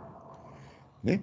Entonces, y el segundo, el del numeral 9, sucede que el título 2 del Código Penal son los delitos contra personas y bienes protegidos por el derecho internacional humanitario. Acuérdense que el título 2 se refiere a los delitos, por ejemplo, en persona protegida. Si mata, ¿quiénes son las personas protegidas? Los de la población civil, las personas que están fuera de combate, por ejemplo, guerrilleros, paramilitares, militares, pero que están, por ejemplo, heridos en un hospital de campaña, o sea, que no están luchando y les matan allí, es en persona protegida. También son personas protegidas los periodistas en el frente de batalla. ¿Sí? También son personas protegidas los náufragos. Las personas que, por ejemplo, en una guerra, en un conflicto, desbarataron el barco y el tipo quedó flotando ahí en una, ¿sí? Si le dan muerte a esa persona, ¿sí? Es persona protegida. Y así, allá, ese título segundo es para las personas protegidas de acuerdo a las normas del derecho internacional humanitario y a los derechos humanos. En cambio, este se refiere si le da muerte a un embajador, a un cónsul, a un ministro plenipotenciario, ¿ya? Es decir, a esa clase de personas. ¿Ya? Entonces, si le da muerte a una persona de esta, sí, el delito es competencia, el homicidio es un homicidio agravado de competencia del juez especializado. Y la otra, la primera, la octava, cuando el homicidio ocurre con fines terroristas, o sea, para atemorizar a la población o a un sector de la población o a un sector de, sí, por ejemplo, a los maestros, a los defensores de derechos humanos, etc. Entonces, esos homicidios son de competencia del juez especializado. También son competencia del juez especializado las lesiones agravadas, también cometidas con esos numerales 8, 9 y 10. Es decir, en las mismas circunstancias. Conoce también del secuestro extorsivo, del secuestro extorsivo agravado, de acuerdo con los numerales 6, 7, 11 y 16 del artículo 170 del Código Penal. ¿Sí? Del secuestro extorsivo, de acuerdo con esos numerales. De la desaparición forzada, de la apoderación. A ver, la competencia de los jueces especializados es de los delitos que son más graves, que tienen una mayor repercusión en el seno de la sociedad. Y están ubicados, toda esa lista de delitos está en el artículo 35 del Código de Procedimiento Penal. A ver, doctor Hernández, búsquese el artículo 35 y leamos algunos, para que ustedes más o menos sepan que ahí están, en ese artículo, todo lo que tenga que ver con extorsión, tráfico de estupefacientes, porte ilegal de armas de uso privativo de las Fuerzas Armadas, hurto de hidrocarburos, constreñimiento ilegal, constreñimiento agravado, lavado de activos. ¿Sí? Artículo 35 del Código Penal. Del Código de Procedimiento.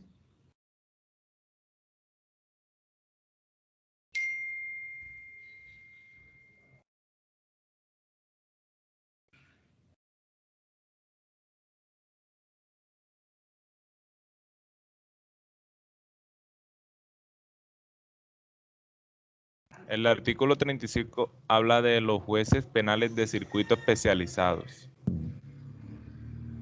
Los jueces penales del circuito especializado conocen de, primero, genocidio, segundo, homicidio agravado según los numerales 8, 9 y 10 del artículo 104 del Código Penal, tercero, lesiones personales agravadas según los numerales 8, 9 y 10 del artículo 104 del Código Penal, cuarto, los delitos contra personas y bienes protegidos por el derecho internacional humanitario, quinto, secuestro extorsivo o agravado según los numerales 6, 7, 11 y 16 del artículo 170 del Código Penal. Sexto, desaparición forzada. Séptimo, apoderamiento de aeronaves, naves o medio de transporte colectivo. Octavo, tortura. Noveno, desplazamiento forzado. Décimo, constreñimiento constreñimiento ilegal agravado según el numeral primero del artículo 183 del Código Penal. 11. Constreñimiento para delinquir agravado según el numeral primero del artículo 185 del Código Penal. 12. Hurto de hidrocarburos o sus derivados cuando se sustraigan de un oleoducto, gasoducto, naftaducto o poliducto o que se encuentren almacenados en fuentes inmediatas de abastecimiento o plantas de bombeo. 13. Extorsión en cuantía superior a 500 salarios mínimos legales mensuales vigentes. 14. Lavado de activos cuya cuantía sea o exceda de 100 salarios mínimos legales mensuales. 15º, testaferrato cuya cuantía sea o exceda de 100 salarios mínimos legales mensuales. 16º, enriquecimiento ilícito de particulares cuando el incremento patrimonial no justificado se derive en una u otra forma de las actividades delictivas a que se refiere el presente artículo, cuya cuantía sea o exceda de 100 salarios mínimos legales mensuales. 17º, concierto para delinquir agravado según el inciso segundo del artículo 340 del Código Penal. 18º, entrenamiento para actividades ilícitas. 19, terrorismo. 20, financiamiento de terrorismo y administración de recursos relacionados con actividades terroristas. Lo continúo leyendo. O sea, no. O sea, toda esa infinidad. Yo lo que quiero es que ustedes vean que esos delitos que están adjudicados a los jueces del circuito especializado son los delitos más graves que ocurren en el seno de la sociedad. Precisamente por eso los jueces del circuito especializado tienen un mayor sueldo que los otros circuitos, porque ellos conocen de los delitos más graves que ocurren en el territorio nacional, ¿sí? E incluidos, porque el homicidio es competencia del circuito, pero el circuito especializado conoce de los homicidios más graves, es decir, los que se cometen de acuerdo con los numerales 8, 9 y 10 del artículo 104. Todo lo que tiene que ver con narcotráfico, lavado de activos, extorsiones, secuestros, desplazamiento forzado, constreñimiento para delinquir, disparos de armas contra vehículos en movimiento, todas esas conductas, hurtos, hidrocarburos, todas esas conductas son de competencia del juez especializado para fallarlo. ¿Ok? Bien, entonces, entre los jueces especializados y el circuito hay diferencia, porque, a ver, ese juez especializado no es segunda instancia de nadie. ¿Sabe por qué no es segunda instancia de nadie? Porque no hay jueces del circuito de especializado, pero no hay municipales. En cambio, hay jueces penales y promíscuos municipales, y la segunda instancia de esos jueces penales y promíscuos municipales es el circuito. Entonces, el juez especializado no es segunda instancia de nadie. Es especializado porque conoce de esas específicas conductas que trae el artículo 35 del Código de Procedimiento Penal. ¿Está claro? Bueno, entonces vamos a la competencia de los jueces del circuito. ¿De qué conocen los jueces del circuito? Entonces los jueces del circuito conocen de la segunda instancia de los autos, segunda instancia de los autos que producen los jueces municipales. Porque ya dijimos que las sentencias que dictan los jueces municipales, condenatorias o absolutorias, acuérdense, van a la sala penal del tribunal, no van al circuito. Pero el circuito sí conoce de la apelación de los autos que dictan los jueces del circuito. También conoce de la definición de competencia entre los jueces del circuito. O sea, cuando los jueces del circuito hay una impugnación de competencia entre dos jueces municipales, ¿sí? Y quien define eso es el superior jerárquico. Cuando no se ponen de acuerdo, lo define el superior jerárquico. En este caso, el circuito. Y además, el circuito tiene lo que se llama una competencia residual. ¿Qué quiere decir eso? Que delitos que no estén atribuidos a otros funcionarios le corresponden al circuito. Por ejemplo, el homicidio, distinto a los numerales 8, 9 y 10. El acceso carnal violento, el aborto, todos los delitos sexuales, todos los delitos que no estén atribuidos a otro juez, es decir, ni al especializado, ni al juez municipal, entonces son de competencia del circuito. Por ejemplo, el circuito conoce en materia de delitos contra el patrimonio económico, cuando la cuantía excede de 150 salarios a infinito, conoce el circuito. ¿Ya? Conoce el circuito. Cuando se trata de extorsión, hasta 500 salarios mínimos, conoce el circuito. Entonces, eso se llama competencia residual. Quiere decir que el circuito tiene atribuidas las competencias que no estén atribuidas a otros jueces, es decir, ni a especializados, ni a jueces municipales o promiscuos municipales. ¿Ya? Entonces, vamos a ver ahora la competencia de los jueces municipales, de los jueces penales y promiscuos municipales. Entonces, ¿cuál es la competencia de los jueces penales y promiscuos municipales? Los jueces penales y promiscuos municipales conocen de todos los delitos querellables. Pregunto, ¿habrá algún delito de esos que está ahí como querellable que se pueda abrir de oficio?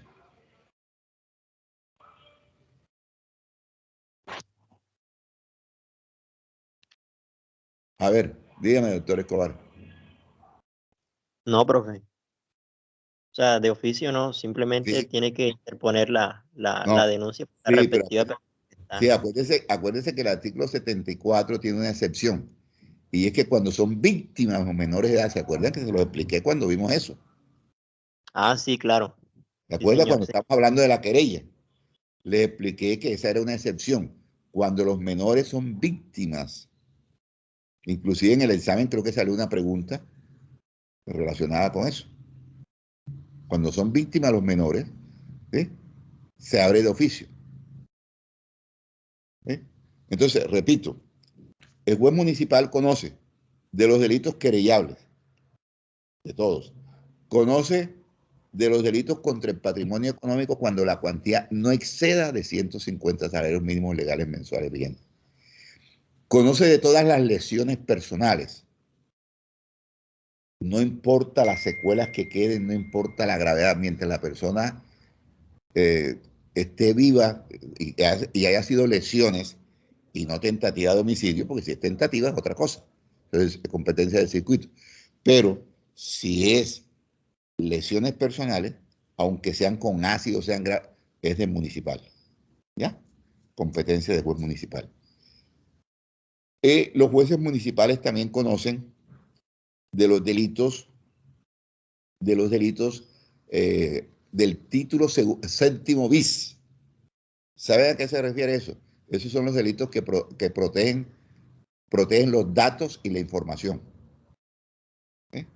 Y también conocen de los delitos contra los animales. Es decir, cuando se maltrata un perro, un gato.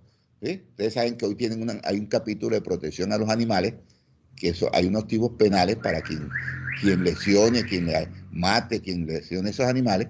Entonces, esos delitos son de competencia de los jueces municipales.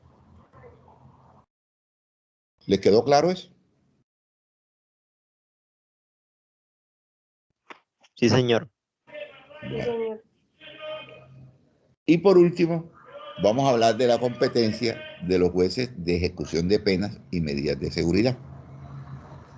Entonces, los jueces de ejecución de penas y medidas de seguridad, a ver, acuérdense que los jueces de ejecución de penas y medidas de seguridad conocen de todo lo que pasa después que el proceso ya fue sentenciado. Es decir, cuando la sentencia está ejecutoriada, le pasan el expediente al juez de ejecución de pena, porque todo lo que se pida de ahí para allá es de competencia de ellos. Es decir, permiso de 72 horas, si le piden, por ejemplo, que le ponga fin al proceso porque salió una ley nueva que dijo que esa conducta ya no era constitutiva de delito, eso tiene que hacer los jueces de ejecución de pena. Que yo quiero una prisión domiciliaria porque ya yo cumplí un tanto de la pena, me he portado bien, lo va a resolver el juez de ejecución de pena. Que la persona pidió libertad condicional, se necesita el requisito de haber cumplido las 3/5 partes, entonces el juez va a revisar eso. Que yo necesito que me rebaje pena por estudio, por trabajo, o porque yo estoy enseñando en la cárcel, entonces esas redenciones de pena también las conoce el juez de ejecución de pena. Todas las peticiones, repito, que hagan con posterioridad a la sentencia condenatoria, ¿sí?, son de competencia del juez de ejecución de penas y medidas de seguridad. Pero no solamente eso, sino que el juez de ejecución de penas también tiene que estar pendiente del estado en que están las cárceles, las condiciones de la alimentación, del sitio donde las partes están pagando la sanción, porque sucede que si no es así, se estarían violando los derechos humanos. Acuérdese que él tiene que informar del estado en que se encuentran esos lugares para que se tomen las medidas, ¿sí?, pertinentes a fin de que se le dé un trato digno y respetuoso a esos condenados. Bueno, entonces vamos a dejar allí, doctores, vamos a dejar aquí, vamos a pasar lista.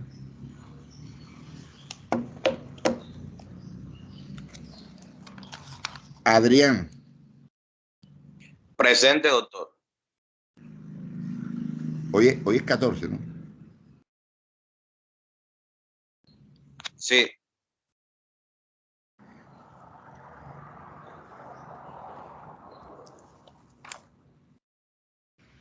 Alejandra Sofía Vergara. Alejandra Sofía.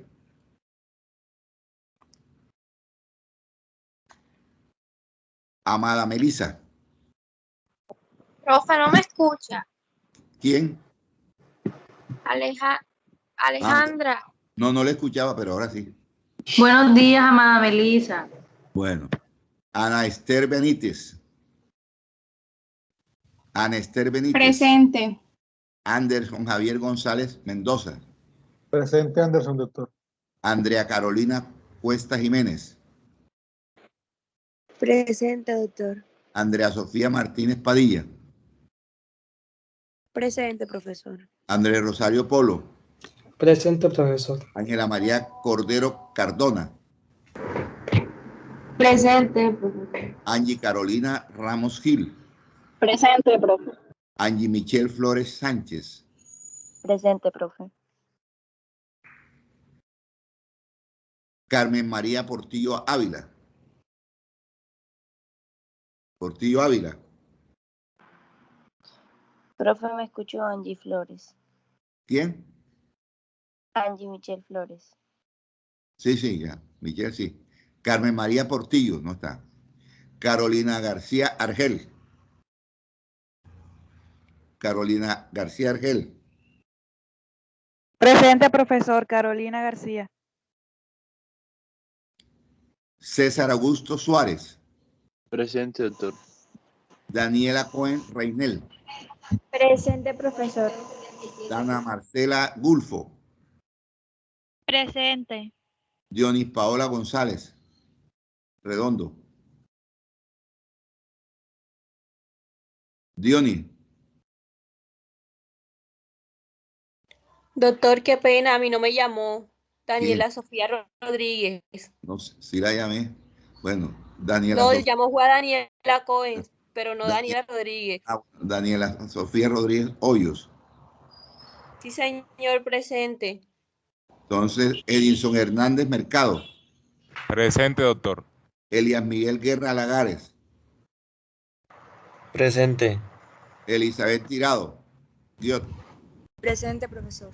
Elber Profesor, Carmen Portillo está conectada, está escribiendo al chat.